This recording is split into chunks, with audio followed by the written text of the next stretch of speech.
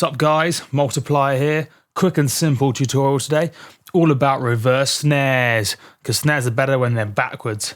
Anyway, it's this kind of vibe. So you've got kind of like a reverse snare going on here in purple. Always select purple for your reverse snares. And then you've got kind of like a snare up here called the main snare, or just snare for short. I kind of chose a very, very light blue. So yeah, you got this kind of thing going on. Pretty rad. Whereas without the reverse snares, it sounds like this, which is just kind of okay. It's not kind of rad. So anyway, yeah, there's loads of ways of doing reverse snares, but here's going to be the easiest way to do it. So it's going to be easiest if you use audio clips. So let's add in another reverse snare. I'm going to give you an example.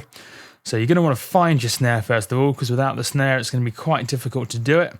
I know there's some good snares over here. Let's try one of these bad boys. Should be good. Drag it in. Make sure it's not kind of warped at all, just so that it's running straight.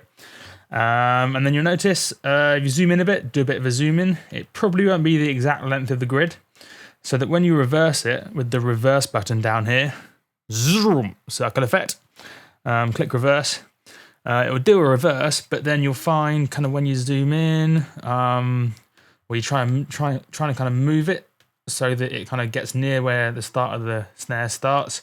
It's quite hard to get it kind of exactly where you want. So I find it easiest if undo. If first of all, before you reverse it, you kind of chop off the end, and that way it kind of fits in with the grid. So chop off the end so that it fits in exactly on the grid, then do the reverse, and then you can move it exactly where you want, and then kind of like the end of the reverse snare matches up exactly to the beginning of the actual snare. Super simples.